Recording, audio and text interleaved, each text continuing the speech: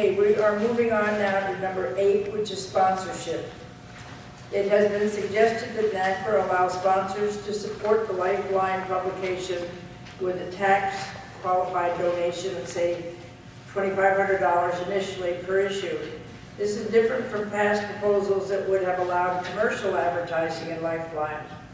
It was thought that it would make it appear that NACRA was for sale and is biased, and that's not the case at all, but nonetheless. So we're putting this for this thought and for discussion. And Jean, would you like to speak to that initially?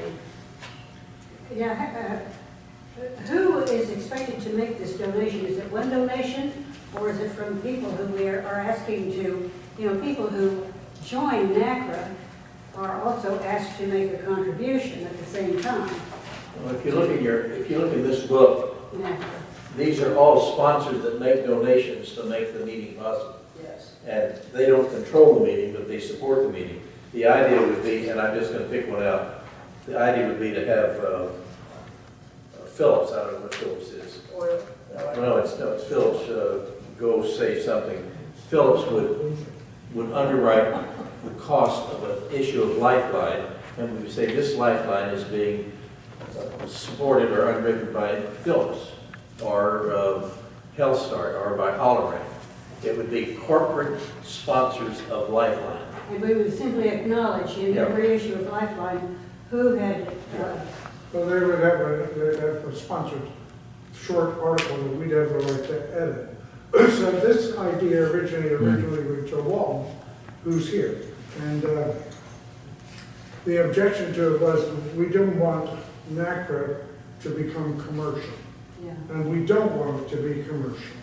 But we can get great benefit from having Sodexo do a short 600-word article on dining service trends in CCRCs today, which they're certainly qualified to do, and we could look at it. We wouldn't want it to be too much of just a puff piece, but if it had substance, it would be clearly labeled that it was a sponsored submission. That's very different from selling a page in your journal, which makes it look like you've been bought and paid for. As long as somebody else solicits that donation, I cannot oppose. Wait a minute. So if I can, we in our firm do this a lot. And so as this proposal's couched, there's a distinction between advertising, which would be like literally a display ad, which this is what we would call an advertorial. So you're effectively allowing them to sponsor the issue. And the way this is structured, the way I read it, is one sponsor per issue.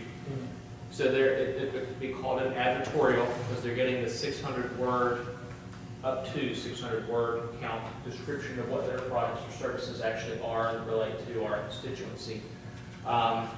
So, if the board chooses to go in this direction, we can definitely give a recommendation to the board on the pricing of what the market would bear. And likely, it's a very easy list of who the target audience of potential sponsors would be. It's the same as Leading Age, quite frankly. And so, and for obvious reasons, those same very people know that you have influence on decisions at the local level, so anything they can do to gain brand awareness amongst the residents is going to trickle back up to management. So that part's the easy part. So it's just And some would do it just to support resident power. Brookdale, for example. Yes. You don't find this very much among the not-for-profit.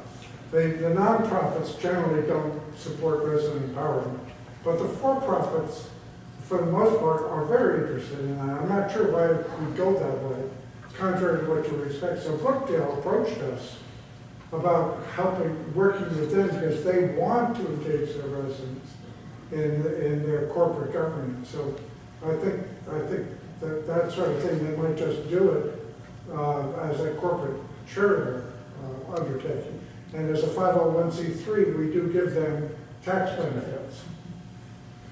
Madam President, would it be too premature to say the board's sentiment is to ask Bennett to explore this and get a market price and identify some firms so Jean doesn't have to recruit the sponsorship? It's a consensus that this would be something that we could, that Ben could report back to us at one of our telephone conferences. Yeah, I'd second what Bob just said. All right. That's a good idea. You want to put it in the form of a motion? I move that we ask Bennett to draft a proposal of both the income we could receive to sponsor individual issues of Lifeline and target vendors who could be approached for such a program. In a second, Second. any discussion? But that's great, and it would be very fine to have those. Pardon? Call a question, yeah. Yeah. All right, so all in favor, please signify by saying aye. Aye. Opposed? And that's carried. Thank you very much, and Bennett, your work is cut out for you, I'm sure.